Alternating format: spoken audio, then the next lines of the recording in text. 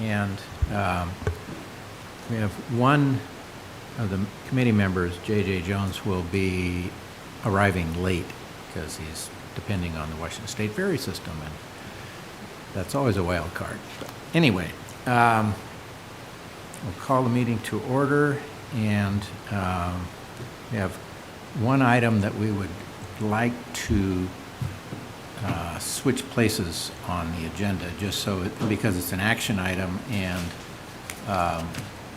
we'd like to get it handled. So is there a motion to change the agenda to move whatever? Mr. Chairman, I move that we realign the agenda so that we can consider the recommended action on the student representative at the top of the agenda. Great, thank you. Is there a second to that motion? I'll second that motion. Okay. Thank you. And did you hear that? Okay. Apparently the audio is working anyway. Okay, the motion's been made and seconded that we change the order of the meeting to take care of our action item as far as impaneling the, that sounds impressive, doesn't it? Our student representative, Grant Nienhaus, who's here with us today. So all those in favor of the changing of the agenda? Say Aye. Okay. Opposed, same sign. Okay. Then that motion passes, and we will consider Grant's addition to the advisory committee. You don't have to say anything, by the way, Grant. You just sit there and look handsome. Has everybody had a chance to read over his bio and so forth? So, okay, I'm seeing some nods and so forth. He's a uniquely talented young man, but the motion has to be in kind of two phases because he lives in the county. He attends Oak Harbor School District and is a standout student there and so forth. But we're looking for two changes. One to our policy that requires somebody to live within the city limits, and then the other half of it is just the approvals.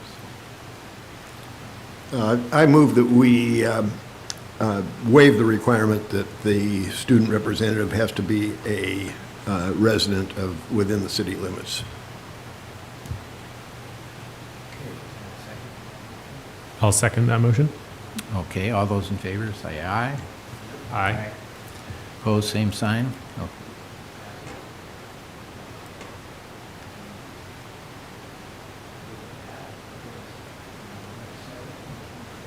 A separate motion to appoint him to the Marina Advisory Commission. I'll make a motion to add Grant to the board here, the commission. Okay. I'll second. The motion's been made and seconded to add Grant Nienhaus to the commission, I'm sorry. And here comes JJ. So we'll wait for you to get seated. No, we won't. Anyway, all those in favor of the motion as stated signify by saying aye. Aye. What's the Opposed, no. To add Grant as a student representative. Yeah. How are you? You look like a normal person. Looks are deceiving. That's true. Actually, you can come up here and sit at the table. Okay, we took that action item out of order by design. So, has everyone had a chance to review the minutes of the last meeting? And if so, I would like to hear a motion that we approve the minutes as submitted. Okay, I got a nod. I'll move that we approve Okay. the minutes as submitted. Okay, Second. it's been moved and seconded that we accept the minutes as submitted. All those in favor say aye. Aye. Opposed, same sign. Thank you. That passes.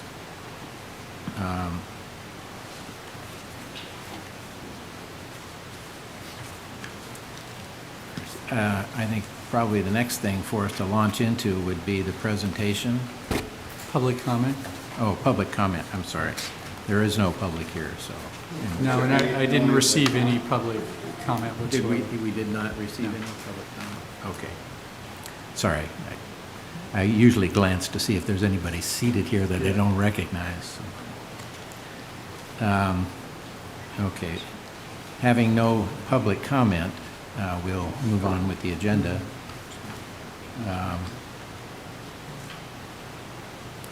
In the last meeting, we had a financial update from the Finance Department, and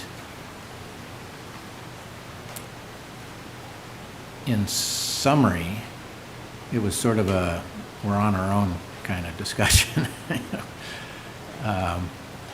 Because there has, we haven't had any white knights ride into the scene to fund the improvements that we need to make. So that's kind of where we are at the moment.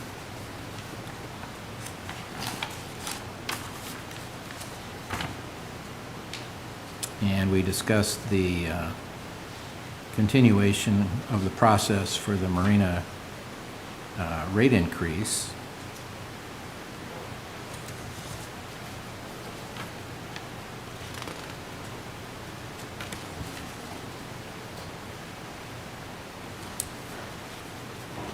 Excuse me, I got too much paper here. I'll figure it out in a second. While you're looking that up, was my big head the only thing on those 3 screens until this PowerPoint came up? Yes. No, Okay. it was just one screen. Yeah, it was only one screen, but it was big. Okay. Okay.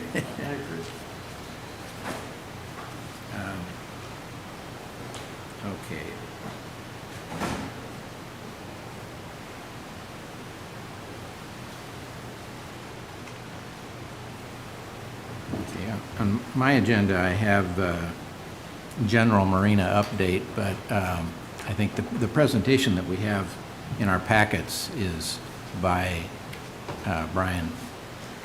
So we're at item 4B, which would be the Marina options, future of the Marina, and that's the Okay. presentation. So we're going to tag team this a little bit, and we'll be displaying it on the screen. And can you see that, Josh? Yes. So a lot of this is repetitive for you. Many of you came to the open houses we had, and it was a wonderful turnout. Each one of them had roughly 50 people at them. We had one here in the city council chambers, and we had one at the yacht club. So a lot of this is repetitive, but we have updated the slides a little bit. In fact, they were updated after I sent the packet out, and I resent the presentation to you. And if you want a copy, you can just swing by the office and I'll print one out for you. So really our challenge is the Marina is 50 years old and showing sign of its age. And I want to go through this like you've never seen it before. I think that it's important that we capture this in the report. The Marina's silting in, the breakwater is failing, and the Marina docks and systems are also failing. On top of that, the channel's silting in, and we estimate that alone to be a $50 million project. Unfortunately, it's no longer a federal channel. And we did meet with the Army Corps of Engineers, and they confirmed that and thanked us for our time, and were not interested in helping us there for a couple of reasons. One, it's not a federal channel, and number two, we just don't have the commerce or economic power that's needed for them to dredge it. As I recall, they needed a 1-to-1 ratio in return on that. Chris, excuse me, for the definition of federal channel, do we know where that's defined? That, well, we have an old map that shows it's a federal channel, so it would be denoted on a map, but it's no longer denoted that way. It's just not listed, it's just a channel at this point. It's not in the registry of federal channels, essentially. Okay, but it's maintained, the by the Coast Guard. The markers are maintained by the Coast Well, Guard. the actual dimensions of the channel are maintained by the Coast Guard. Because they're continually moving that one nun buoy in as it Yeah. continues to Yeah. silt in. Yep. So my question, and I did some research on this, I could not find the definition of a federal channel anywhere. Right. And so I'm not exactly sure what that means. Well, we can look it up. We'll see if we can find the exact wording for that, the way I I'd love to understand know, it. Because I could not find a registry of federal channels Right. anywhere either. Were you able to find something like that? No, we went off of what the Army Corps of Engineers told us. Yeah. And I also did a little research into the Corps of Engineers, because when you sent this out, and thank you so much for sending it out in advance, and I saw where it said the Army Corps of Engineers is not interested in helping, I did a little research into the Corps of Engineers. And I'm sorry to interrupt, but this was really, and I discovered a lot of things. And one is that if you talk to the Corps, they'll tell you that 90% of their work is at the behest of local government. And I thought that was interesting. And also that over 90% of their dredging work is done by other contractors. They contract sources to do that. They're in the business of going to North Carolina right now, Western North Carolina, to help those people. So, and they kept seeing the term, the reference to federal channels, and that's where I had to stop, because I couldn't find anything that said what was a federal channel. And Right. where is this registry that they're talking about?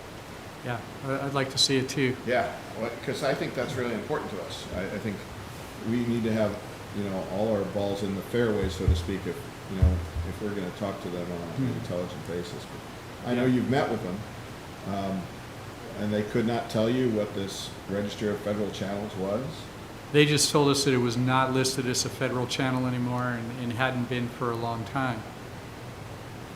Even if it is listed, you still need the economic impact of that, which sure, we don't have. Yeah, okay. A follow-on on that is that if there's a list of them, somebody's deciding what's on it and what's not on it. Right. So it might be a matter of just convincing that person or those people. I can send you some information on that answers both those questions. There is a channel area list, the National Channel Framework, NCF. It's an Enterprise Geographic Information System, or GIS system, database about congressionally authorized navigation channels maintained by the U.S. Army Corps of Engineers, and it talks a little bit about Army Corps. It's a NOAA and U.S. Army Corps collaboration, but it's on the NOAA Fisheries site. I'll send that to you. It's a Yeah, good please. resource. And there's a definition in that of what is and is not a federal Yes, channel, as well as and the what the list. criteria is. Yeah. Okay. It's nice to have live computers at these meetings, isn't it? So moving on, this chart at the bottom is new. It was, I believe it was part of the original open house here at City Hall. It shows our issues. It shows that the end of service, the item, the duration, and then kind of a timeline. So starting at the top, silting in. The marina, we're looking at 5 to 8 years. The breakwater, we have about 5 to 6 years left. The infrastructure, that's the docks, water, electricity, 0 to 5 years. And then the channel silt in, 10 to 15 years. So the top three, the silt in, breakwater, marina infrastructure, according to this and information we've received, bad things are going to start to happen around 2029, 2030. We're going to be in trouble unless we do something. That's not to say things aren't happening now. We've had some serious breakages and failures over the past few years. And so I expect more of those as we move forward. Chris, I'd just like to ask, where do we get the idea that the silting in problem is 5 to 8 years? It's a problem right now. Yeah, that's silt in to where most of the docks are unusable at that point. It is a problem right now, but we can work around it a little bit. But in this time frame, so in it's- 5 to 8 years, we'll have no docks available for moorage? Yeah. I see, okay. Maybe, Well, yeah. that needs to be, that needs to be emphasized because it's pretty critical. Yeah, so this is a nice little, well, It's not nice, but it's a very informative chart that's going to guide us over the next few years as the clock starts ticking. And that chart is part of the original? You said No, that, this right? is a new presentation. Emailed This is a new presentation, update to it. Oh, okay.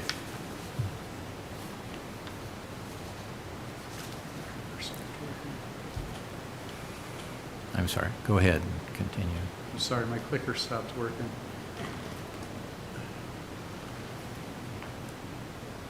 Uh-oh, Plan B.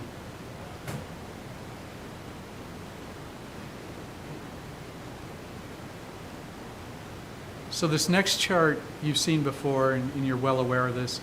This is who uses our marina.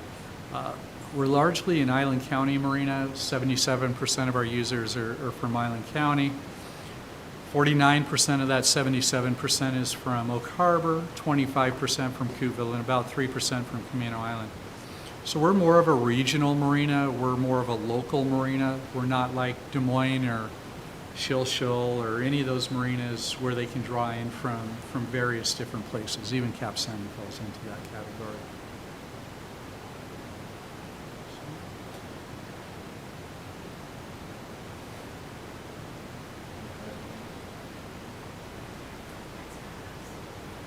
That's okay. So this slide is a financial review. Where are we at financially? What's it look like in the future? So to dredge a marina is currently estimated about $11.8 million. We'd use about $1 million of reserve. The annual debt payment would be roughly $862,000. Just as an example, the current debt service that we're paying annually is $350,000 a year, so we'd be over doubling that. We will retire that next year, so that money will be freed up, but we'll still have to make up some shortfall. Our annual revenue is about $2.3 million, and we have about $2.2 million in reserve. The challenge is that the debt service, as I mentioned, is currently $350,000, and we want to increase it to $862,000. So it's likely that debt service won't be affordable just based on the marina rates alone. Chris, can I make a comment? I have a big issue with this particular slide, and when we state that the annual marina revenue is $2.3 million, and I don't know where that figure comes from, but it has to include things like the insurance recoverables and that kind of stuff that aren't operating revenues of the marina. Now, I added up from this last month's September's figures that you provided us, and that comes to, if I took out the fuel, because that to me is just a break even. We basically, this cost of goods and labor take care of everything we collect there. Then our annual revenues are somewhere in the neighborhood of $1.3 million. So you subtract $872 million or $872,000 of debt service from that, you've got about $350,000, maybe $400,000, and from that, you've got to take out salaries, you've got to take out our insurance costs, and then you've got to take out $300,000 that we have to pay in allocated expenses. And we're going under rapidly in that scenario. I don't see how we can say that we're going to be above water anytime in the foreseeable future. Right, and this is just exactly what you said. It's the whole in number, including the fuel, including, everything. So that's how we got to that. So You're talking about the 2.3 million number? Yes, exactly. So that's how we got to that number, but that is the revenue, basically. I mean, that's everything before we take any expenses or anything out of it. So, yeah, your analysis is probably about spot on, I would say. We have about $2.2 million in reserve, which is nice. We've built that up over the past few years, and that's been wonderful. But again, looking at that big $862,000 number, it just doesn't add up. It doesn't make sense when we're currently paying $350,000 through our dredge fees. So You can imagine how that's going to have to increase. If you look at the chart, what's also concerning is you can see that in 2026, 2027, 2028, 29, 30, and so forth, we're going to have a shortfall of revenue and be relying on our marina reserves to balance that. So we have to be really careful how we do these projects, namely the dredging, and not deplete our reserves with that picture in mind that we have to save some as well. Well, my observation of looking at those numbers was that it not only doesn't meet the need, but the need is far greater than the revenue stream. That's correct. That's where I'm going with this.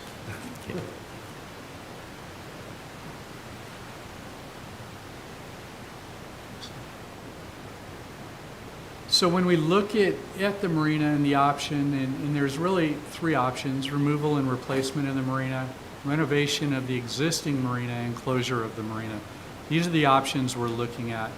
These are some timelines that were put together that show how we would do this if we found the funding. Again, the funding is the holdup right now.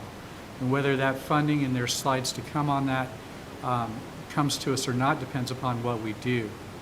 So the dredging, hope to be done by 2027, and this is in a perfect world. The breakwater in the removal and replacement of the marina, it would be phased, be done by 2029. And then basically the cleanup dredging later on, because we're going to have a 10-year dredging permit, and then channel dredging, ideally in 38, 39, that time frame. The other option is renovation of the marina. We could do a breakwater repair and hopefully be done with that in 2028. And then phased renovation of the marina, we'd be done with hopefully in 2032. Closure of the marina is the fastest alternative here. It's the one that nobody wants or nobody likes. It'd probably be about a 5-year process, ending in 2030, starting next year. And it would be a liability, an unfunded liability. Yep, we're going to dive in. And the only number that we have is the $11 million that we estimated off the cuff. That's right. And that's without any input from tribes or environmental groups or DNR or any of those folks that are in the mitigation business. That's right. And I like to classify it as extortion rather than mitigation, because in actuality, that's what it is. If you take money away from somebody against their will, it's a crime in most places.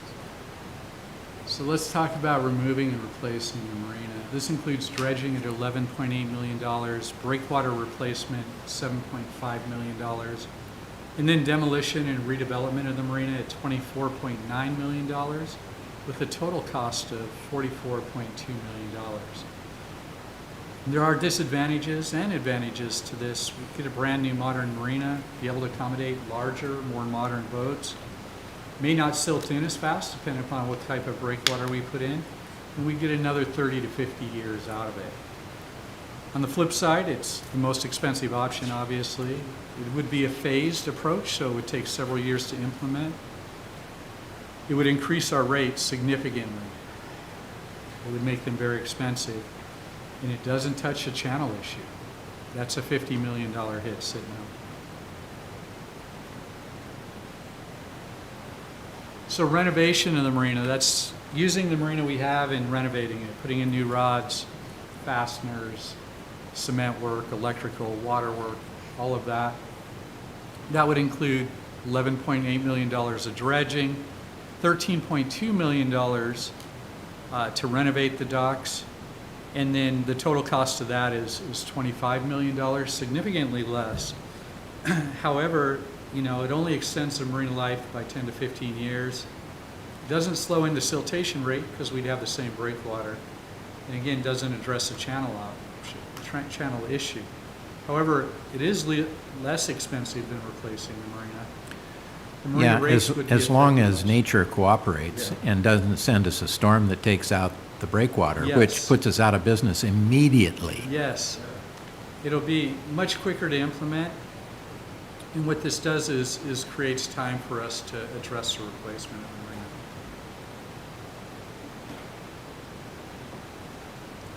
Next slide.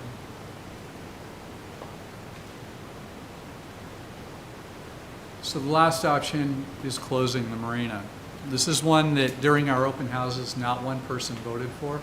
There were dots on everything except this board. Truthfully, it may be the only choice if funding's not found. That's hard to swallow and hard to understand, but if we can't fund all of this stuff, then at some point the marina will become unsafe and unusable. And at that point, we would have to start closing down things that are unsafe and unusable. Yeah, Chris, I'd again like to take issue with one thing under Sure. advantages there. It says may mitigate the costs of owning a marina. I don't think the city has had any costs of owning the marina. Okay. There's a couple different ways we could do this. We could do a hard closure. That wouldn't be very popular, and that's probably not the preferred path. Or we could do a phased closure and just, like I said, close things as they become unsafe or unusable. Definitely creates a void in Oak Harbor. I believe you heard at the first one of the people attending said that it would be Oak No Harbor now. And the cost, it could exceed $10 million. The challenge is for that $10 million, or 11 or 12 or whatever it could work out to be, is there's no revenue source for the city to repay that. So Chris, where would the city find the money for that? The finance director told us there's no discretionary money in the budget for the next 5 years. So if the city would have to come up with $10 million to close the marina, they should be able to come up with $10 million to help dredge the marina. I don't have any information on that, unfortunately. I don't know. As we look at these, the advantages, the city is no longer financially responsible, may mitigate the costs of owning the marina, may reduce public concerns, and the upland area may be repurposed for something. The challenges are that a phased closing will result in quicker failure of some of the docks as they're empty. The loss of an estimated of $5 million in revenue that's spent in the downtown and the city by our tenants and our guests and marina users. And the city will lose the estimated $380,000 that they get from the marina for support services. Yeah, you should probably factor in also the cost of changing the logos for the entire city and the Chamber of Commerce and anybody else that's got sales and boat, marine-related logos on them, because from a practical standpoint, yeah, we would be Oak No Harbor. Chris, can you tell us what that 380K, what does that go to? That goes towards the indirect cost allocation. It goes towards IT, computer stuff, computer software that we use. It goes into the motor pool for support of our truck. It goes into building funds, replacement funds for new boat motors, new truck, that sort of thing. And I believe I said engineering fees as well. So there's a whole host of things that it goes for. But the big one is the indirect cost allocation. And is that a fair amount, or is that like when private equity gets involved in a company and there's a management fee that isn't usually justified, for the cost? Maybe you can't say that because your boss is the one collecting that, but I'm just curious if you feel we're getting $380K worth of value out of that. It's a fee that's charged by the city to the marina that's set forth by the state of Washington. So there's a percentage in a formula, and I don't have a copy of that with me, but I do have quite a bit of information at it in my office. I'll be happy to send it to you so you can read through it.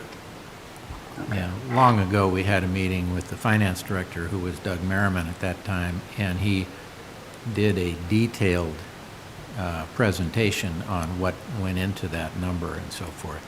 and then shortly thereafter, it was decreased to something just under $200,000. Yeah, I have all of that information, and that's what I would send out if the commission would like to read it. I'd be happy to send it to them. So the next slide talks about our financial strategy. How are we going to get this money? What are our options for getting this money for all of these projects?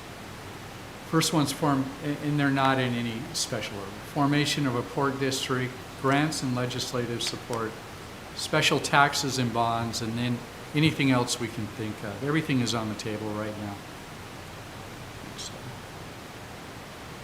So first, talk about port districts. There's 75 ports in the state of Washington, and their primary goal is economic development. We did talk with Coopville and South Whidbey, and they're not interested in forming a Whidbey Island Port District. We'd hoped they would be, but it didn't work out that way. And one thing we have to keep in mind that when we talk about port districts, we can't just focus a port district on the marina. It's got to be a large piece of property and have large boundaries. It would be something like the footprint of the Oak Harbor School District, and the marina would just be a piece of that. So it would not only affect the marina, but it would affect the rest of the city. We'd need about 51% voter approval to move forward. So the process of forming a port district is a little difficult. At the same time that you go to the ballot to form the port district, you have to have the commissioners in mind. You have to have people that are willing to serve in the capacity of governing the port district, which would be the marina as well. Some of the advantages are it would create jobs. There's no doubt about that. There'd be increased grant opportunities. As I look through grants, Wendy looks through grants, and we've looked through many, many grants. They all focus on economic development or port districts or tied together. That's how Cap Sandy does its thing. That's how Everett does their thing, is through grants and in port district money. It would streamline things because we'd have just a board and port commissioners that we'd be working with. The city would lose control and governance of the marina, so it would be governed by the port district commissioners. Wouldn't there have to be a transfer of ownership from the city to the port? I'm not sure how exactly that would work. We're still Because at a high level. there's still an ongoing dispute with the state over whether or not the initial transfer by the Right. Navy Right. of the park property Well, we don't know is if challenged. we don't know if the upland area can be transferred or if it can't be at this point. These are all things that we'll dive into as we work through this with you folks, with the public, and with the city council. It may take a long time to form the port district, more time than we have. We may have to make several attempts at it. Reality is there hasn't been a port district formed in many, many years, and Everett just failed expanding their district boundaries. So there's pros and cons to it, but it's certainly not necessarily the silver bullet that's going to infuse a ton of cash into the marina's pocket overnight. It could be a long, drawn-out process. Yeah, just for background, when the base was on the base closure list, there was a concerted effort to form a port district, and the pushback that we got was primarily from the people that said, wait a minute, it's a taxing authority, and I don't do taxes. So, that was the biggest challenge, which is understandable. But having said that, port districts in and of themselves, formation of a port district doesn't solve any of our problems, because our problems are immediate. They're not long-term. Right. Yeah. And it may, it may benefit some future generation down the road, but again, you have to get 51% of the taxpayers and the voters to agree to it, and you have to come up with candidates for those positions and so forth. And all that gets done before you get any revenue stream. They have to run concurrently, I believe, right? Yeah. And you've just told us that in 5 to 8 years, all of our docks are going to be unusable due to the lack of dredging, and we don't, I can't see that the Port District is going to give us that kind of funding in that time period. Do you have any information to the contrary?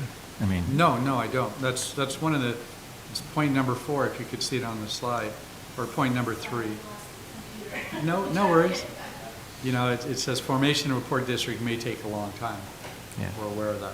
Yeah, well, it's not just the formation.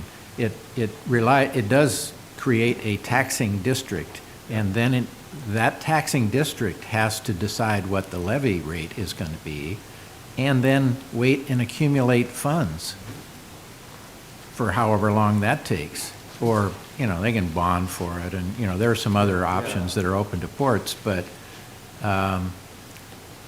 port districts are not necessarily in and of themselves a solution to our problem, our immediate problems.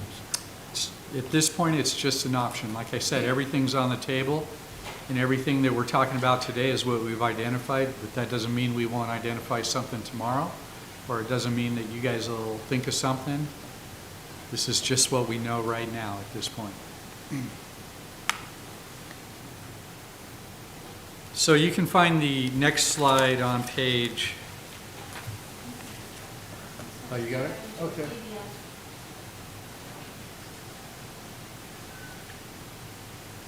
We're on grants and legislative. Okay, perfect. So another option is grants and legislative support. We already said that the Army Corps of Engineers isn't interested in helping us. There may be interest in supporting a project like the breakwater from state legislation. We've had a conversation with one of them and seemed interested, so we'll see where that goes. Appropriations are through a political process, and they're really limited and extremely competitive. So you could fill out a bunch of them, and maybe your project goes to the top, but maybe it doesn't. So that, again, could be something we have to take multiple stabs at. Most of them are tied to commerce and economic development, and we know that we're kind of lacking in that area. However, we have received them in the past. We recently received $300,000 for some new pile hoops out on FDOT. And that worked out really well and was a seamless process from the Department of Commerce. Basically, there's not a lot of port district grants non-port district grants out there. Those are the ones that we're seeing. Our port district grants are ones that have to do with economic development. And that's both at the state and federal level. A lot of them are contingent on entire projects being finished. So we could say, okay, we're going to get $1 million grant or appropriation, and we want to do a phased approach on dredging or a phased approach on this or that. We wouldn't get reimbursed until the whole thing's done, until the entire project is done. It's very competitive, and it could take several years. And it may require, much like FDOT, that the area that we use that money on has a specific use forever in perpetuity. Just like for many years, FDOT was just supposed to be used as regular mortgage. The advantages are, a lot of times these don't have to be repaid. We can kind of pull them together and use one as a match for the other and build off of that. It may publicize the project and draw more attention, especially in the appropriation area, from our elected officials. And sometimes they can even be tailored to specific projects. So there's a lot of strings attached to these. Once you get through the initial review process and then the selection process, and then if you get chosen, you have to remember that when these open up, they're not for, typically the appropriations are not for Marina specific, they're for a group of projects, so they're competitive. And then the grants, again, are geared at economic development and port districts. I was trying to recall what the limitations are on the big grants, the BIG. The grants. boating infrastructure grant's about $1.1 million. Total? And total, yeah. And one of the big stipulations to it is that you have to, or you can only dredge about 10% of the total grant amount for in cost. So they give you very little for dredging at all. They want to see more docks and stuff like that. And I believe that those are also deeply tied into transient boating instead of permanent boating. Another option are special taxes and bonds. You can go to the next one.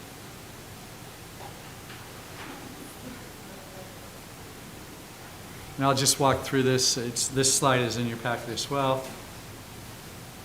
The way we would do this is we could ask the voters for a levy lid lift or excess bond levy. Again, that means that we're going to be raising taxes. And that's probably not going to be super popular.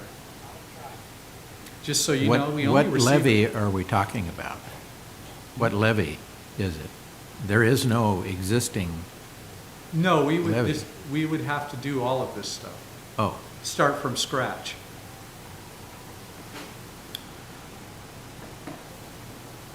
We looked at the utility taxes, but they were recently adjusted.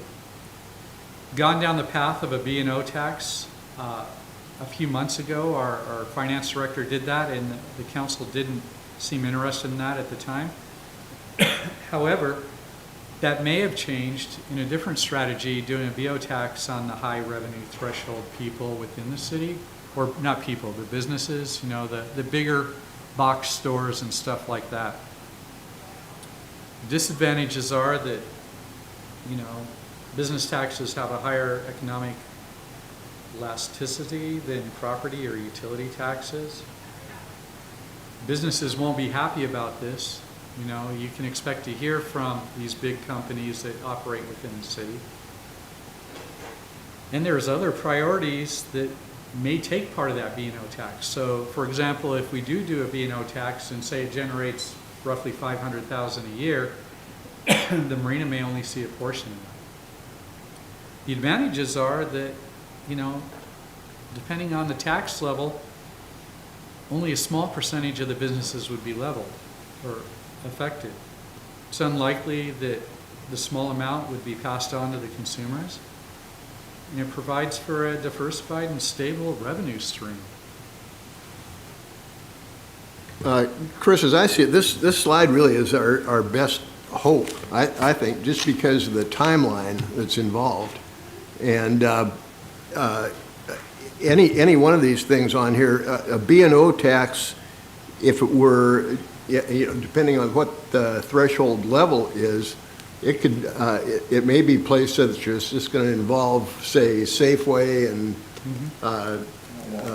Walmart and Home Depot and Car dealerships. yeah, and you know, that would seem to be people shouldn't be able to object too much to that, I wouldn't think, and it's an instant source of funds. Yes, that's true, and it can be instituted at the city council level as well. Yeah. So. Chris, can I go back to the grants and legislative support? Sure. When I was working, there were people in the laboratory industry, there were consulting groups in the laboratory industry that specialized in finding grants, specialized in finding money. I'm assuming that there are people or firms that we could engage to find grant money for the city. Well, I'm saying not the city's people, but there are professionals out, and I don't want to say that they weren't professional, but there are professional lobbying groups that specialize in finding grants and legislative supports. You probably have already thought about that, and you probably have already looked into that. But, you know, I think we're at the point now where if we spend $200,000 on someone to find money and they find $1 million, we're way ahead. We did employ the services of a lobbyist, and Mr. Hill was correct. We no longer have a relationship with him. I'm not sure where that's at right now, if we're looking for a new one citywide or what path we're taking, but you're right, there are people. I'm talking specifically about this project, not citywide. I'm talking about finding someone who is adept and can navigate the field to find any money that might be out there, whether it be in, you know, camping out in Patty Murray's office or Rick Larson's office, or finding some sort of federal source for funding. there must be people that specialize in that arena, that find money. Yeah, I would agree with you, and I can look more into it and see where we're at in that. Because quite frankly, I think that would be a good use of Marina funds right now. I mean, we're at the point now where if the Marina has to fund someone who is working full-time to try to find grant funds for us, that's a good expenditure of our funds. It's about 5,000 to 7,000 a month.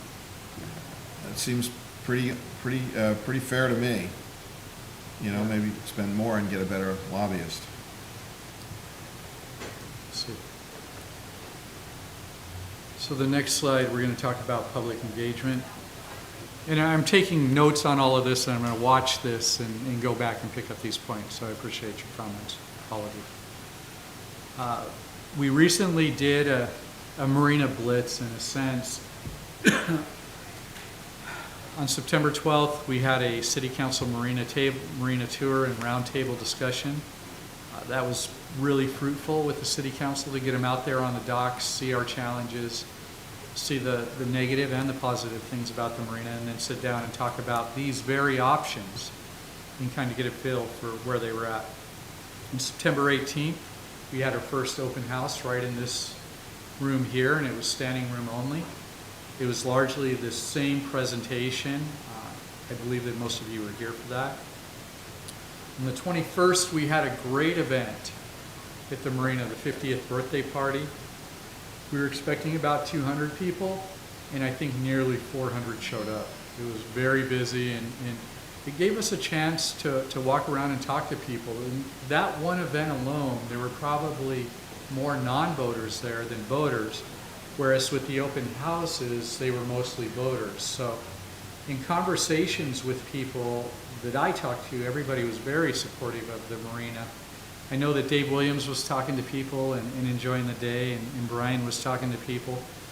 So I think that really kind of brought awareness to a group of people that maybe weren't aware of what the marina has to offer. So they walked around and toured boats and just enjoyed themselves.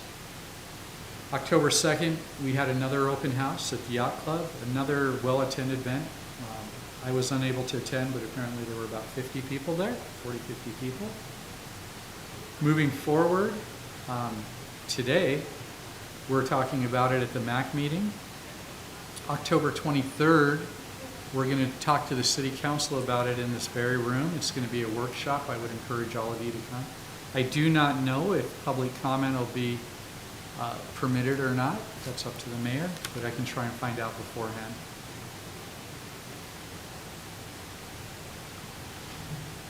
Then in November, we're going to go before the City Council and lay everything out and ask for direction as to which way they would like us to go on these things. So some of the comments that we received at these public engagement, open houses, the birthday, all of that stuff. What's the justification for the $300,000 diverted to the city general fund? Why can't these funds be used for building revenue? I'd like to know more about the BST recommendations. Any thoughts of installation of a boat lift? Any thoughts of adding services, mechanical, anything like that? What's the historical frequency of dredging? What happened to the marina? Just here to listen. Please save our marina. Sell some slips like an HOA. That's something I've heard a lot about recently, actually, and I'll stop there and talk about that for a second. Selling slips is a wonderful idea, but we have to remember that we lease those tidelands from DNR. So they would have to be heavily involved in that. And then you have to think about who would do the maintenance on them, how would that work out. There are cases that Paul shared with us of marinas who have done that, but they're much smaller marinas, 20 slips, 30 slips, those sorts of deals. So something we can definitely look into. Another comment was, we need a stronger identity. Could this be it? Could the marina be the identity? Could it be Oak Harbor without a marina? And then what's the potential take-back impediment for any private-public release of land to the city? And who can lease for private investment development of the Marina shoreside area? We must get the Navy to permanently release the land to the city because the upland area was gifted to the city and that's the area up for discussion. But there's also a clause in there that in the event of a war, if the Navy needed it back, they could take it back. Excellent. My computer's gotten slow too, So Chris, who's responsible for responding to these questions or issues, or how does that work? Ideally, I'd like to see these on a website with some sort of response, but we're so far and so new into this that we haven't even answered them yet formally. Chris, can we go back to the potential for, as Anacortes Marina did, and Canoe Cove or Anchor Cove out there on the Guimas Channel. They are condo-owned marinas, where the owners of the slip run the marina through a board. Yeah, It's very expensive, yes. but it solves some of the problems. Not all, it creates others. But it might be something that would require another look.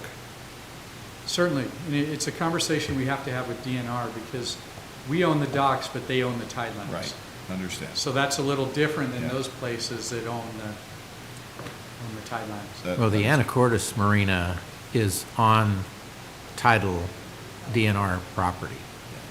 Yeah. I don't know about Anchor Cove. I don't know. It's something we have to explore with DNR, definitely. It would be a The other, challenge, yeah, and other consideration that our BST consultant provided us with information on was whether you're talking about private equity investments or condo sales or whatever, typically anyone buying in to that type of investment, it's considered an investment, and they want everything to be already done. That's correct. All the improvements are done, so all I'm looking at is return on investment and so forth. And that's a hurdle that I don't think we can get over with the current condition of the marina, and the siltation and the fact that, you know, we're relying on FDOC as our breakwater, and it's pretty sensitive to windstorms and tidal ranges and all that sort of stuff that we're all very familiar with. But I don't know that we can get there from here. I mean, we could start down that road, but It's something worth exploring. I don't know that it's my favorite option, truthfully, but it is definitely, like I said, everything's on the table. And you're right. Who would you buy your slip knowing that, okay, now I've got to be part of this $11.8 million to dredge it besides the cost of the slip, so, or to redo the electrical or the water or what have you. I think the answer, in my case would be yes, depending on the price. Right. And if I knew that everyone in the room was going to buy their slip, so it's. And if you knew there was a breakwater that might last 10 years. Yeah, you're right, Byron. But it's one of those things where I went down to the Anacortes Marina to just chat with them and see exactly how the finances work down there. And I did the same thing at Anchor Cove. And Anchor Cove was just in the middle of a huge assessment.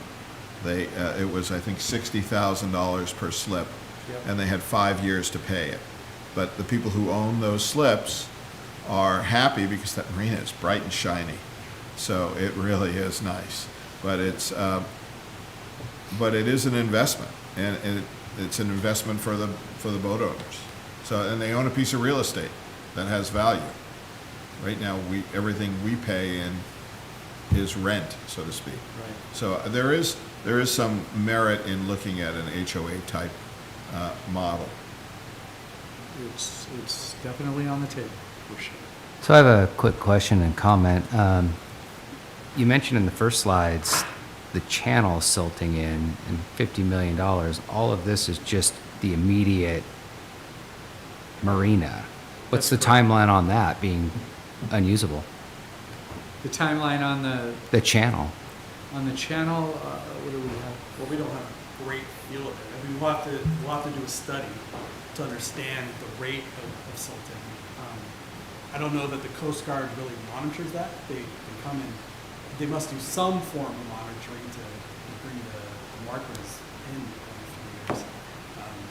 But there's not been bathymetry studies on the silting rate. So there's no historical aspect? I mean, before the Corps came in and did it the first time, I mean, like even my concern is, hey, let's say all the funding lands tomorrow magically, and then 10 years down the road, you can't get your boat into the marina. Well, Pound gorilla question, right? I can give you at least a 40-year historical perspective on it, and it certainly is silted in, but it's not all that rapid. I mean, 10 years ago, we might have had another maybe foot. It's silting in, but silting in slowly, from my perspective anyway. I've gone in and out of that channel for a long Yeah, time. it's to a certain extent, it's manageable because you can pick what tides when, pick the tides when you come and go and that sort of thing. And we see that happen. My wife and I see it happen because we live in a position where we can see the channel. And there are a lot of times when boats anchor out overnight in fairly deep water outside the channel to the south, and they wait until the tide comes in the next day, and then they come into the channel and do whatever they do when they're here. So, yeah, it's probably manageable. Just historically, the dredging initially was done in 1941 or 2 because it was part of the war effort. And back in those days, there wasn't a lot of naysayers. It was like, hey, this is for the war effort, and we're doing it. And it was, facilitated, I guess, would be an appropriate term, because of the national emergency. And we have an emergency. We're facing loss of the marina and loss of all the related economic benefits of having a marina in a town. And I was being facetious about the logo thing earlier, but it would be Oak Harbor, sorry, no marina. And events like hydros and even, most of the sailing regattas, youth sailing, a lot of that stuff would go away because we wouldn't have the support facilities that those activities require. And there are several other ones, dragon boats and all, the fishing derby and the fish rearing ponds and stuff, all that stuff goes away in a worst case scenario. And I don't like to entertain the notion of turning our backs on the marina and saying, oh, well, it worked for 40, 50 years and, now it's silted in and we can't use it anymore. And frankly, it was a consideration when we sold our boat. Why have a boat if you can't use it? I don't think anybody likes that end solution there, and that's why we're looking at all these options, trying to figure it out instead of just throwing the towel. So one other real quick question. How far does the dredging go out past the breakwater, or is it just behind the breakwater? It's just in front of the breakwater. There's a channel maybe 20 yards out from the edge of the breakwater at the most. The one Chris, you thing said- I don't think I've seen is what a plan as the current bond expires for that money. Like, it's obviously not enough to do the dredging, really any. It's not enough to replace the marina. But I think it would be good to start now with a plan of projects that we can do with those funds. Like I saw in here, the pile hoops replaced for $300,000. If we have $350,000 more profit next year, what projects are we going to do with that? And I think that having projects like that will show to whoever we're talking to about grants or legislation that we are doing what we can, and show that we are functioning and trying. I think that goes a long way. I agree. Chris, you said the Navy has rights to that if there's a war or something else. Is that what I heard? That's the upland area, the park area, the parking lot, the sheds over to the boat ramp, into the Okay. Navy fence where we store the boats. Okay. Yeah. And to a certain extent, that's theoretical, but it's something that certainly to an investor mentality would make a huge difference. I mean, that would be a non-starter, frankly, for any sort of long-term financing. You gotta remember, Chris, what the Navy did with that property, you know, abeam the service station. Nobody's here, Ken might remember it too. That was a temporary Navy lodge at one point. They put a bunch of mobile homes there, and they were using it as temporary lodging for people. When they built the Navy Lodge, they abandoned that because it was, quite frankly, an eyesore, and it didn't serve any purpose. So in the interim, they've used that land for absolutely nothing. So you wonder if the Navy's not in the business of giving land to people, but they might be willing to forego parts of that situation alongside the service station. Yeah, just east of our fence is where it's referring to. Maybe. So just. And Chris, Go ahead. somebody mentioned I don't know the right name here, is it Mailer Point? There used to be a natural breakwater there. There used to be a spit there. It was called Crooked Spit, and they took it out so they could land airplanes in the water there. I think it was one of the council members that suggested that the Navy may be responsible for putting that back to its natural. Yeah, so it was a council member who mentioned that, but I don't know if that's gained any traction. That would be a little above my pay grade to work on that one. So, but Yeah. it's a possibility. I mean, that's like I said, we're trying to explore all the options. We do not want to close the marina. That's not our goal. Yeah, I mean, it sounds crazy, but if we're thinking we're going to have a $10 to $15 million bill to put things back if we take the marina out, why would they not have?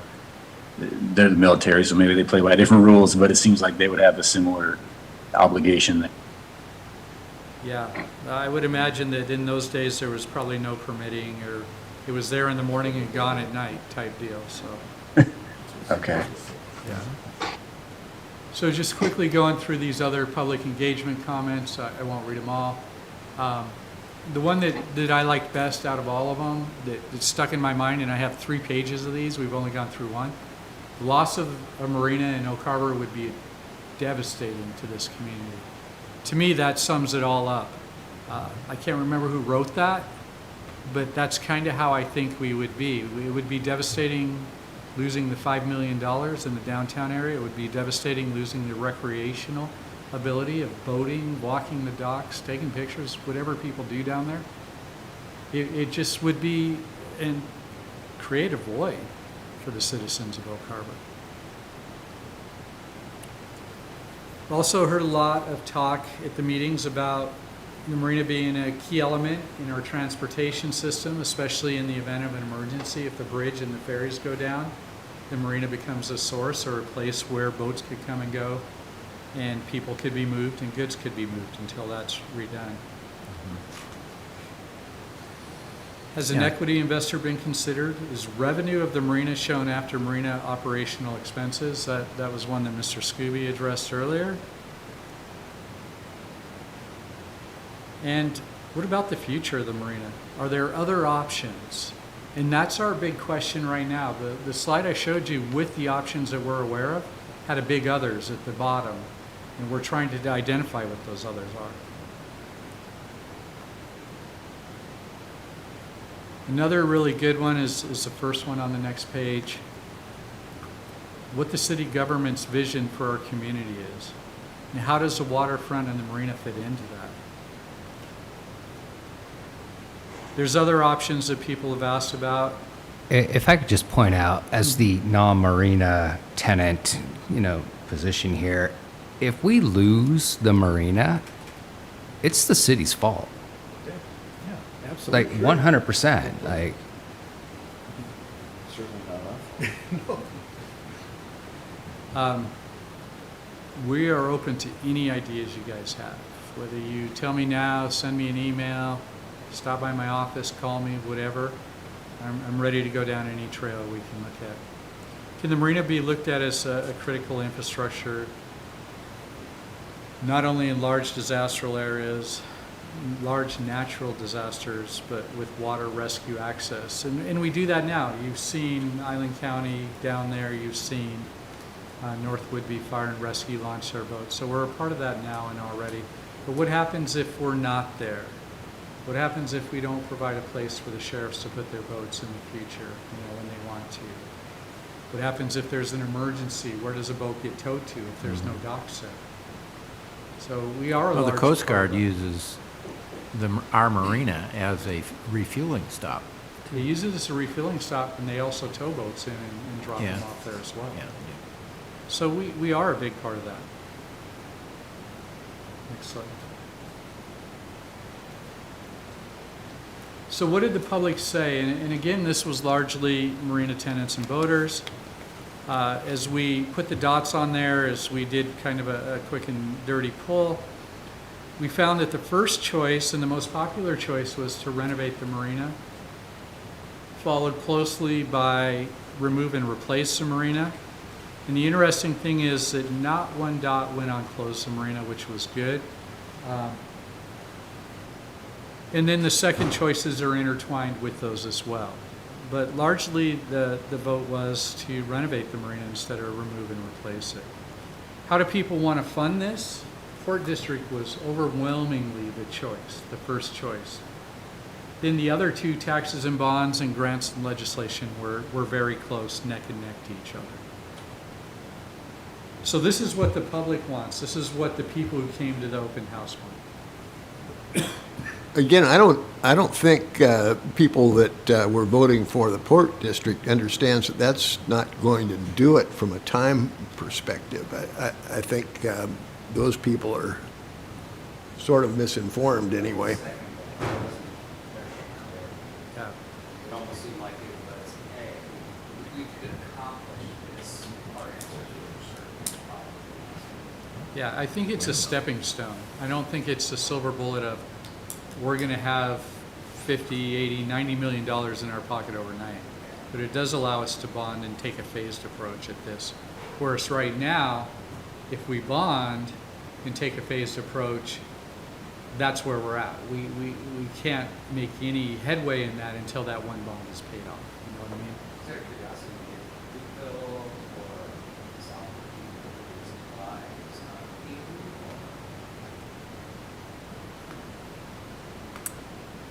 As I recall, it just wasn't a good time and a good fit for them right now with all that they have going on.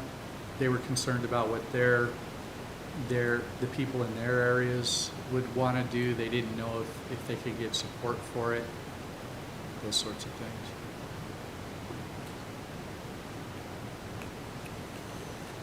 On that note, it does make sense. There's the demographic pie chart of who uses the marina, and 75% of it is Whidbey Island, but that's not all Oak Harbor residents. There's, I think, a good number of boat owners and tenants come from outside Oak Harbor city limits. I think that's one reason why it's hard to fund the marina, is most of the people in the city of Oak Harbor don't have a boat, aren't a tenant, aren't interested. That's a good point, because if you look at the 77% of the marina users that are Island County residents, with 49% of that 77% being Oak Harbor residents, then that number of Oak Harbor residents is really small compared to the grand population of Oak Harbor. You're somewhere around the 1 or 2 percentile level, I would guess. And then if you roll Cookeville into it, or even say it's Cookeville, with 23% of that 77%, that's still a small number, although their population is smaller. The number is just not there of the users that would say, yeah, let's do it. So, yeah, it's a challenge, definitely. I'll make a comment on all these. This is the end of the slide. There's just some fun pictures of the marina on the last one. But, you know, we present these as options, strategies, you know, and you almost get the framing of, okay, which one is the best one? Well, there isn't one choice. We are going to have to exhaust all of these options. These options are going to basically be a roadmap of, okay, we'll try the most appealing one, and if that doesn't go, then it's plan B, then it's plan B.1, B.2, B.3, until we get to plan C, which is closure. The strategies, we will have to do all of these. Byron's right. Even if we got a port district, got some bonding capacity with that, that port district opens up the abilities for us to apply for grants. And if we got a good majority of grants, and the city also kicked in some help to the marina, even though it's not even part of the city anymore, because it'll be its own taxing entity, no longer owned by the city if it becomes a port district. But still, you know what, we want to support the marina. We will help pitch in. I don't know that we can still even get there. And that's our consultant, Paul Sorensen with BST. That's his main concern as we do these studies is we need to stop because we're going down this road of dredging, but that puts the city on the hook for 20 years with a debt service. We don't have 20 years of life of the marina, so we got to solve at least, if not the channel, at least the breakwater and some of the major infrastructure issues that we're seeing already fail at the marina in order to get us to that point where then we have to make more decisions.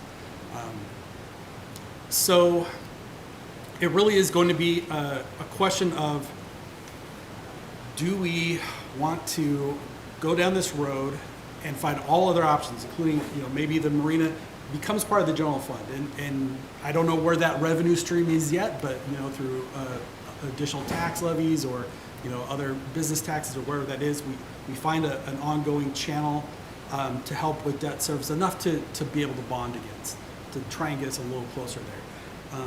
Some of those other types of things, long enough for us to get more options? Or are we just trying to extend it enough that we are looking for a strategy on how to responsibly close the marina?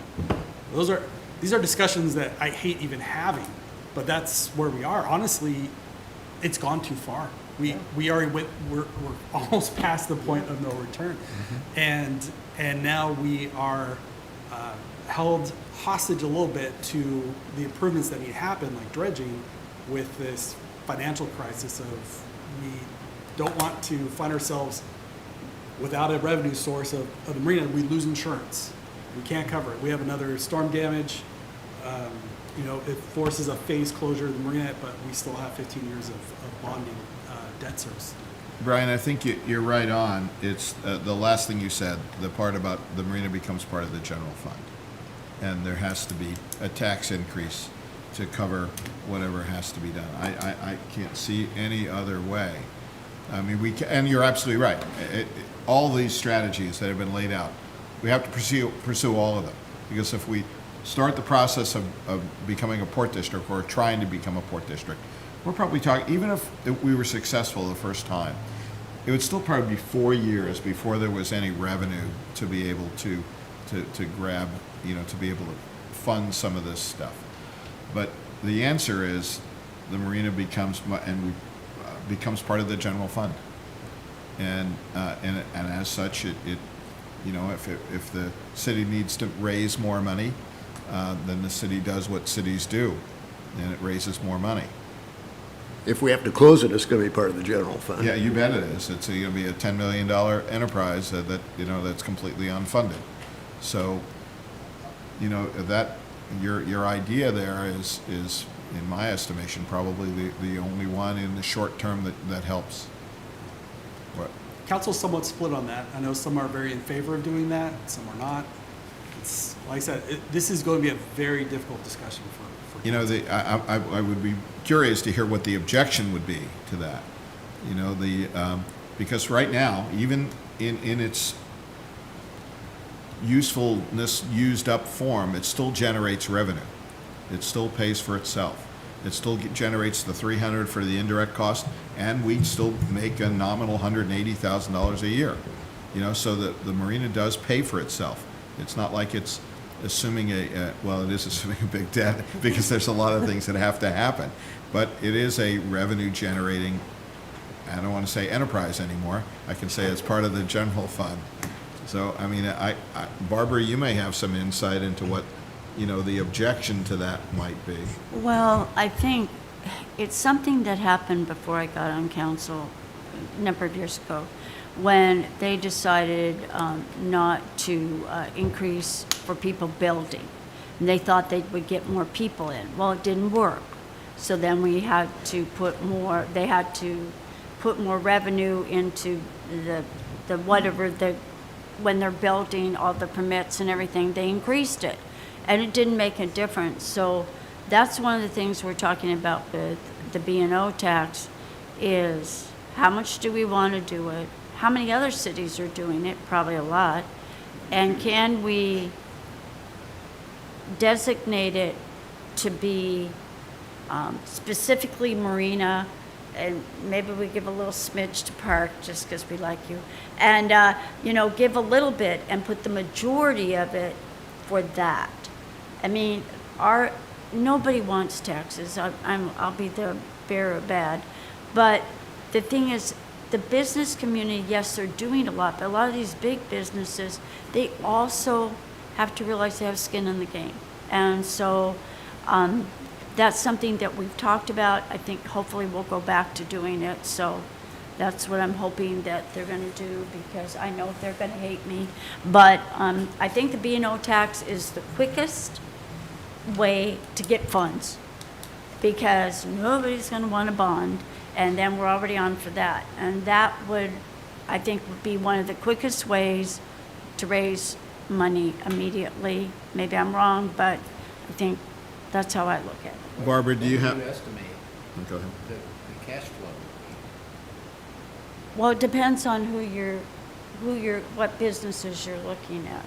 We were talking about, I don't know, Dave would have to, Goldman would have to tell you, but we were looking at anywhere from a 2.5 million that revenue that these businesses, or a 5 million. And based on that, then it would be how much. So I need to talk to him again about that, and we need to broach that again, because personally, I think it's about the only thing. Because, you know, we're trying to get a bond passed or anything else that we want, it'd probably be the quickest money, you know? You know, one of the things that we heard when we met with the port districts was some of the comments they received from the community was, why create a separate taxing entity? A port district, the city can do everything the port district can do, right? They can levy and bond against those levies. Right. But it's not a taxing district, right? Because if it were a taxing district, would not it require 60% vote of the people to impose an additional tax? But you said it would just be 51%. It is, yeah. But then it can't be a taxing. It doesn't. Yeah, I thought you can have It is a taxing. taxing agency. It's based on your property tax. Sure. Yeah, Okay. and they have a range that they can levy against. In fact, they don't even have to go back out to vote within that range, which is really interesting.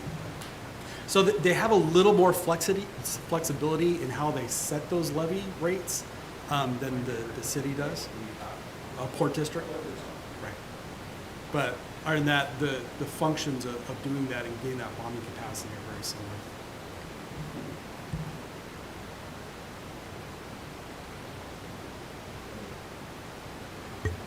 Any other questions from the commission? It is a complicated topic, and those of us that have been around for a while, it's not a great surprise because we've watched the marina deteriorate and silt in and so forth over the years, and it's pretty sad, frankly, that we can't seem to figure out a way to solve this problem and put money back into an investment in this community because people don't want to address it, I guess. I don't know. Any other comments or questions? Chris and I had a conversation about, where's the silver bullet? Well, the only entity that we can think of that has the kind of money that we need is the federal government. And, that's a pretty tough nut to crack. We made an attempt to get federal support and so forth. And of course, in a season where people are running for re-election, they kind of pat you on the head and say, that's a great idea. We're going to run with this. And then that's the last you hear. So I agree that this is going to take a bunch of different strategies. And then hopefully, cumulatively, we can address some of these issues, but it takes a lot of money, as we all know. A lot of time. And a lot of time. Which we don't have. Yeah, and the one, I don't know, light on the horizon is that we're looking at getting the permits in place. We're almost at the end of that stream, and no pun intended.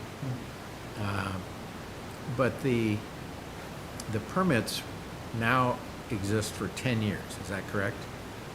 Yes, the permits that we're currently working on, once they're issued, will be 10-year permits. So that enables us to do a few things. One, it buys us a little more time to figure this out. Two, it also allows us to take a phased approach in the sense of... Yeah, as long as Mother Nature cooperates. As long as Mother Nature cooperates, right. It allows us to take a phased approach on everything from the dredging to the reconfiguration to the breakwater, that sort of thing, versus having to do it all at once because the permit's only good for a year or two. So right now, where we're at in the dredging project is we're finalizing the documentation for the permits.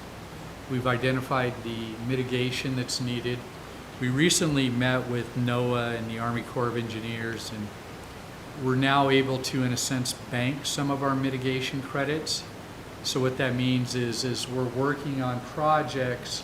Say we decide we're only going to dredge half of the marina, we can take just the credits we need for mitigation and pull them off of the calculator and use those while the others just sit there. If we use too much, they're there and they can be attributed to the next phase or the next thing. This is a whole shift in thinking for NOAA. Yeah, what entity is it that decides what the mitigation fees are going to be? NOAA. NOAA does? Yeah, they have a mitigation calculator that's calculated off of the area, not the volume. So it doesn't matter if we're dredging a foot or 100 feet. It's the area that we're dredging. So we can figure out the areas that are needing the dredging most and hit those, and then do another phased approach. We can do it all at once. It doesn't really matter under this process, other than the cost. Every time that big barge comes, it's $75,000 or $100,000 just to get it here and get it to leave. So there's costs associated with that as well. But it was actually a very exciting meeting in the sense that we can do this now versus all in one foul swoop in a short period of time. Chris, refresh my memory, in the dredging numbers that we're looking at right now, That includes the removal of the roofs and the reconfiguration of the slips, correct? That's correct. That's part of the mitigation, all of that. Sure. Yeah, when you say removal of the roofs and reconfiguration of slips, it actually doesn't reconfigure anything Well, it changes other than the side ties. Yeah, it creates areas where we have vacancies for 9 months out of the year into areas that'll have boats in them year-round. Larger 40, 50-foot boats. I think I knew the answer to that, but I wanted to hear it from you. Yeah, no, that's fine. That's fine. And it helps with the mitigation as well. So that's a real boon for us, I think. If you could refresh my memory, why is DNR and anybody else that's affiliated, why are they so concerned about taking roofs off? I know there are practical reasons why the roofs are a liability for us. But, you know, there seems to be an environment, and it's lousy science, quite frankly. There seems to be science that says shade is good for fish as long as they are in a stream. As soon as they get into the salt water, we can't have any shade. Right. And, Yeah, and I've never that's understood exactly that. why. It's the shading issue that they're concerned with. Well, yeah, they do. When we go down there to the marina, and all of us do, the fish are there, and they're attracted by the other aquatic life that's there. It's a symbiotic relationship and so forth. And when we remove those barges, there are going to be some really cranky seals Yes, there will be. because, you know, it's their dinner bell down there. And I don't know. It just, I'm not satisfied. I took a deep dive into the last dredging project that we did, and we had to pay mitigation to Cornet Bay because they didn't have any money to remove the concrete, or the creosote pilings and stuff like that, whatever they were trying to accomplish. And then part of that was they would monitor the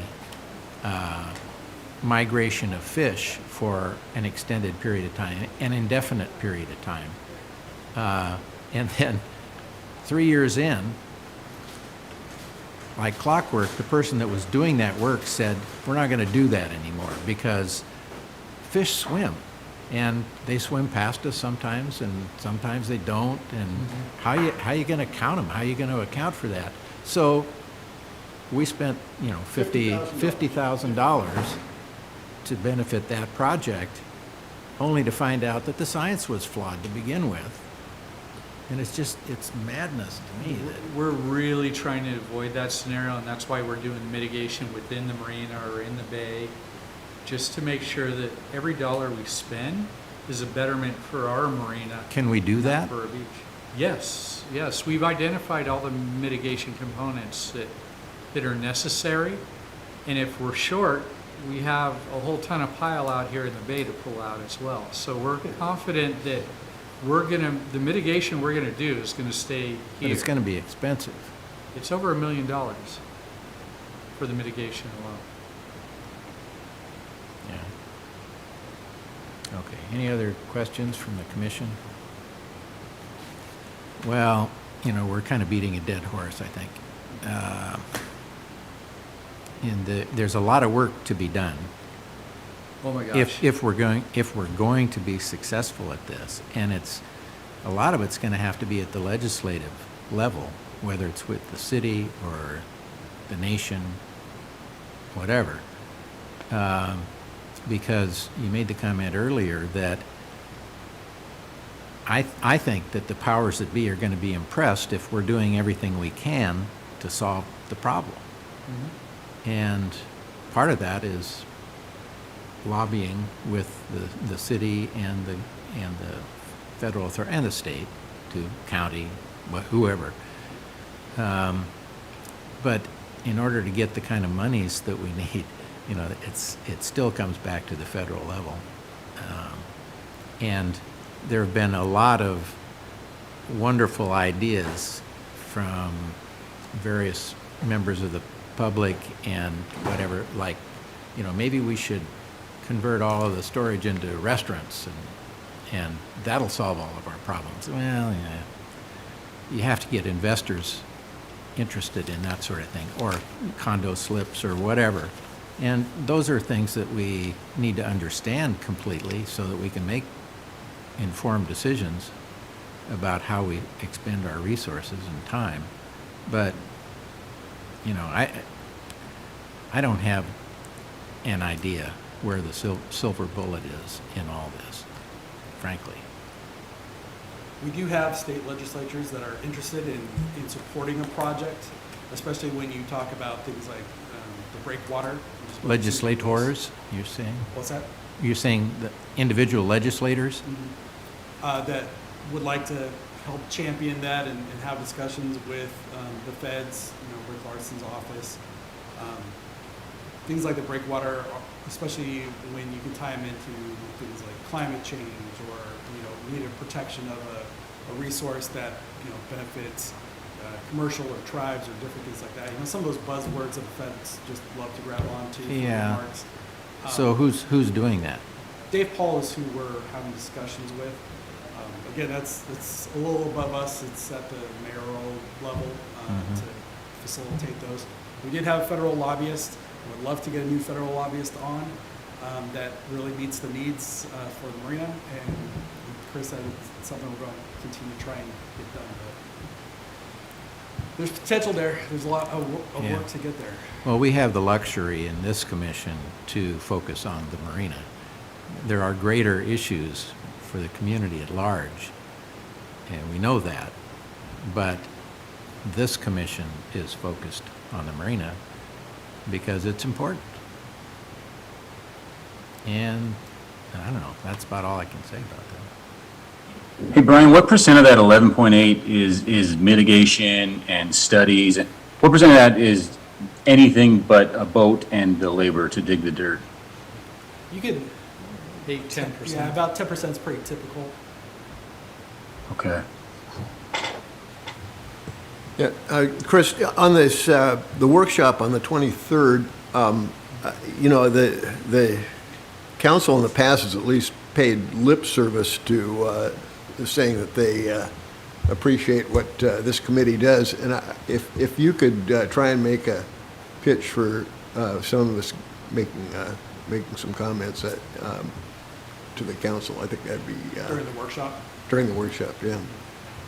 Okay. Yeah, as of now, public comment is not received at workshops, is that correct? That's correct. It's up Yeah. to the mayor, and that's who we can talk to. I mean, if they could give us, 3 minutes or something like that. But I think they've been receptive to members of this commission going to the workshops. Yeah. Yeah. Absolutely. Yeah. Yeah, you're welcome. but You not are just- their advisory commission. Yeah, So and your they job is have, to in advise fact- them. and they have in fact asked us for our opinions Yes. and hopefully strategies. Speaking of public comment, Ken, would you like to Sure. invite any public comment on this item? Oh, absolutely, yeah. The more the better, If the public at large, and I know that, some people like me don't have a whole lot of time to kill, but there are people that watch these hearings and the commission meetings and so forth. And, yeah, if there's a groundswell of opinion to solve this problem, save the marina, those people need to speak up now, because we're too close to a drop dead date to mess around. So, yeah, I would encourage people. Mikhail, what's the best way for people to make public comment on this?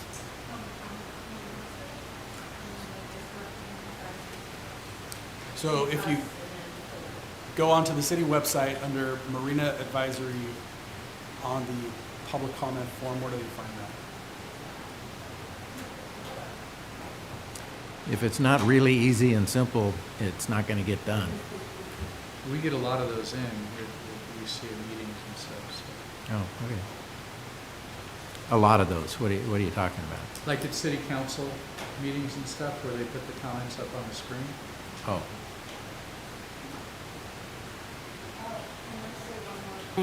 When we had the tour Rick Larson had his community liaison there, and he was very interested. And one of the things is his target word was climate resiliency, and that's what he said. When you mentioned climate, he jumped.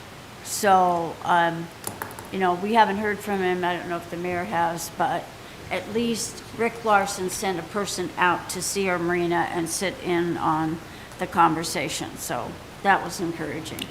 Yeah, a new breakwater could be much more resilient to the climate.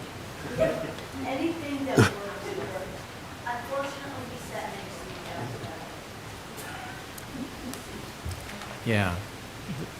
Global warming is supposed to contribute to rising sea levels, and it's not happening fast enough for us. We need a lot more water. Yeah, we need water. Would you bucket?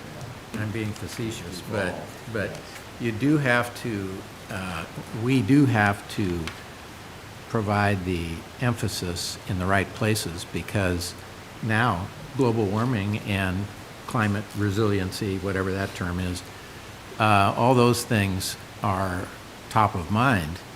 And the last time when we tried to get an extension of the Flintstone Park Pier, the buzzwords and the important considerations at that time was transportation resiliency.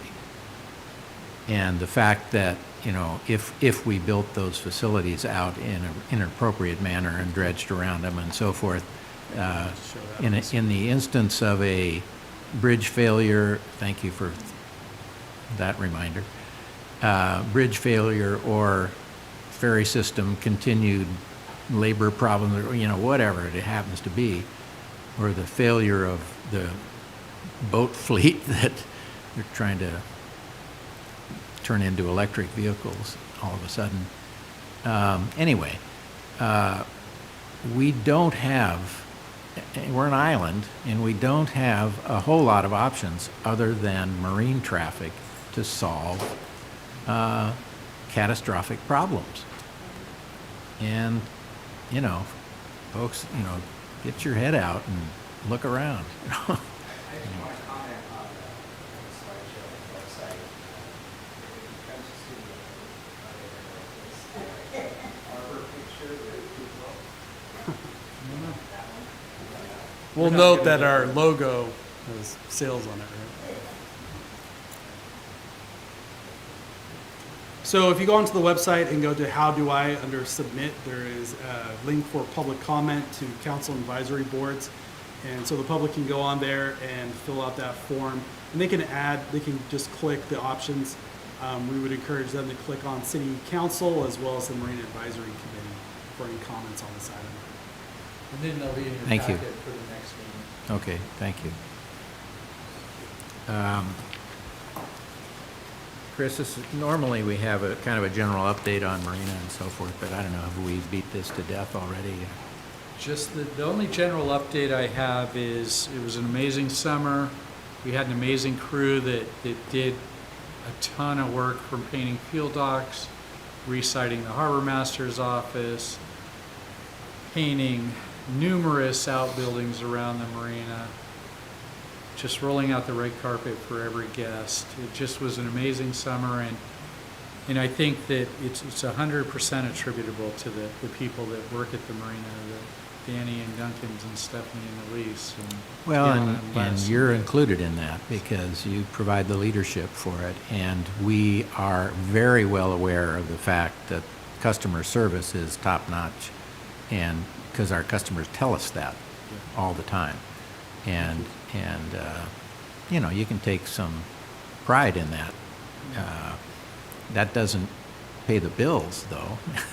No, it doesn't. And doesn't solve our problems as far as providing this in perpetuity, providing the utility of a marina in perpetuity. But anyway, do you have any other comments or questions? No, that's it. That's all I got. Brian, did you have anything else you wanted to contribute? No, I'll just offer this as I have for the other commissions. We do a monthly department, Parks and Recreation Department report, that includes the metrics from the marina, as well as a summary that Chris put together of events and programs, and has some pretty neat pictures in there. It has the other divisions like recreation and parks in there as well, but I'm happy to send that out to you guys. It's just a nice little overview of, hey, here's what's happened at the marina over the last month. Sure, that would be good information for us. We usually put fun little pictures on there as well. This is the cover one. That's Yeah. actually my son in the youth sailing program this summer. He had a great time. Did you sign a waiver so we could use its photograph? Thank you. Yeah, having Gabe handy is a good thing. Any questions or comments from? I have a comment, Commission. and I'm almost embarrassed to even say this, considering all the heady things that we've been talking about today. But where are the dock carts? Yeah. I mean, this is, it's front of mind for a lot of people who use their boats and carry things out there all the time. I will tell you, the other morning, I've been driving around with 9 gallons of oil in the back of my car for the last 4 days, because every time I go up there, there's not a single dock cart to move it. So, Chris? So dock Over to carts you. are out there. The challenge, I think we got about 10 or 12 in service right now. The challenge is that they only roll one way, and that's typically west. Rarely do they roll themselves back east. So as we circle around the marina, we bring them back in. But we don't make a concerted effort. We don't say, okay, Elise, go find all the dock carts, because we have far more important things to do. But they're out there by slips, on fingers, stuff like that. As we move around, we do bring them back, don't get me wrong. But they're out there. Truly, they're out there. Would you consider applying a fee to those who keep a dock cart by their boat? I've thought about getting those carts like you used to, those machines like you used to see in the airport, where you put a quarter in, and when you bring it back, you get some more. It's a challenge. The very first thing I was tasked with to do at the marina 17 years ago was to go find dock carts. And I spent half a day looking for dock carts and bringing them back. And they said, no, we meant like go find a handful and come back. Well, I think we need more. If that's the case, I will tell you, the other morning, I was out there at 7:30 in the morning, there were 4 cars in the parking lot, and there were no dock carts. And I'm trying to figure out where in the hell are they? So maybe Yeah. we just need to buy some cheap, Tupperware ones, those We looked plastic into ones. those. They have to fit down our docks. Yeah, they and they do. do not. Really? What we've seen in what a lot of people have done is buying those collapsible ones for about $125 and using those. Those fit down the dock, but we're not going to buy those and put those out, because those will surely disappear. So we're back to those fiberglass ones. The small fiberglass ones are about $800 each. The big fiberglass ones are about $1,200 each now. I think we should get 10. 10, yes, okay. 10 of the big ones or the small ones? The big ones, go for it. Okay, all right. And put GPS so they roll back east, right? Maybe a bungee system. You take them Yeah. out and they shoot back. That'd be good. Chris, I shared with you a concept for small boat storage at the marina. Yes. Maybe this is just a future agenda item, but I think it would be a potential source of revenue, but more importantly, engage more people from the city to use the marina. A lot of people have kayaks and small boats, and they don't have an easy way of using them. They'd be happy to pay $50 a month, $75 a month to keep them down there. It is absolutely a future agenda item. I knew this one would go far, and want to give that ample time, because that's going to be a discussion. You did some nice mock-ups, drawings, and financial analysis that I'd love to share with them, and it's going to take more than 10 minutes. So. Great. Okay, any other questions or comments from the commission? Okay, so we're all done as far as I'm concerned. So Motion to adjourn. we'll adjourn the meeting at 4:45. All those in favor, say aye. Aye. Aye. Not sure.